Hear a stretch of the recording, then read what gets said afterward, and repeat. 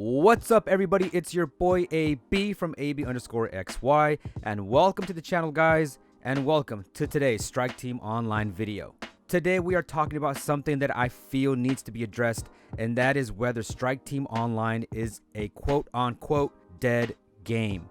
With the recent reveal of Rainbow Six Mobile, immediately the first question that popped into my head was, what will this mean for other CQB games like War in Arms and Strike Team Online? Strike Team Online rose to popularity after the Area F2 shutdown. At the time, it was the only game we knew that was aiming to fill that CQB gap. The game already had destructible environments and unique operators, and it was in decent shape for an alpha build. But that was 2 years ago, and the game hasn't been updated since. We saw plenty of leaks and announcements, and the lone developer Steve seemed to be making significant progress. Steve showed off new maps, weapons, abilities, and promised the game would have new gunplay mechanics and features similar to Rainbow Six Siege. Back in the fall of 2021, Steve announced that the big update would release that winter, and we are now into spring 2022 and still no update. Needless to say, fans hoping to play the update have grown tired of waiting, and people have started to comment that the game is dead. Community members in Discord even pinged Steve himself just to make sure he's still alive. The STO Discord community seemed to be the most loyal and hopeful of the bunch, but I see all kinds of comments all over the place. Especially in my YouTube comment section and Discord server, you'll see people constantly saying the game is dead and just how fed up they are with the game. But is STO really dead? I consider a dead game a game that has zero community, zero new content, and zero developer communication. And if we were to base Strike Team Online's livelihood on those three factors, then I wouldn't say STO is dead, but rather more like STO is dying. Like a down teammate in Battle Royale, it's on its last HP, waiting to be revived. To start, STO definitely does have a community. It's small, but it exists. The official Discord server has plenty of active and supportive members. They're always in there asking questions, helping new members, and in general are keeping the server alive. As far as the actual game itself, it's really hard to tell how many active players are on at any given time. Whenever I play online, it seems like I'm going up against AI controlled bots.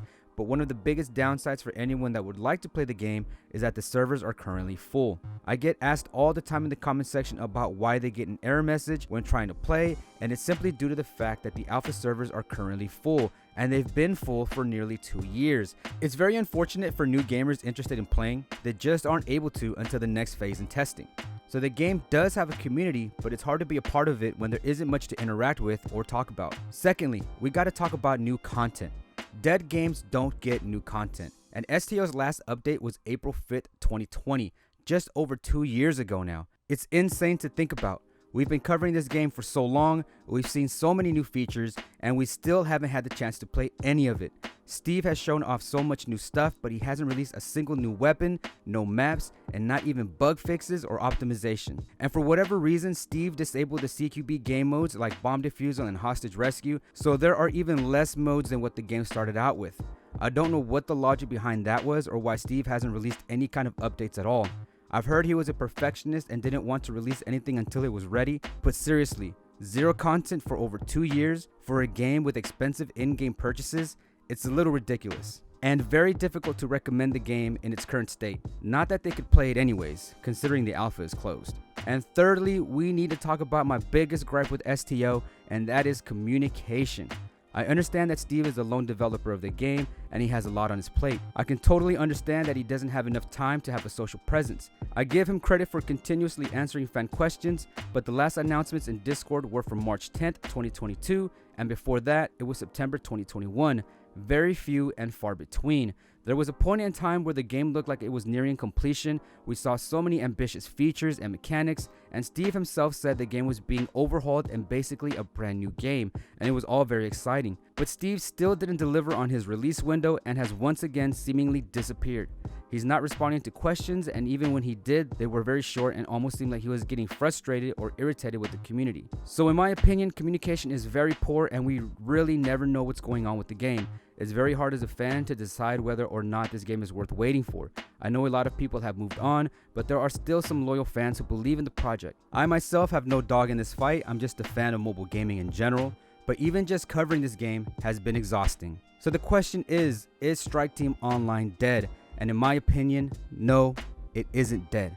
But the game is running out of time. I always said that Strike Team Online had the perfect moment in time to strike and capitalize on the CQB market because there was literally zero competition.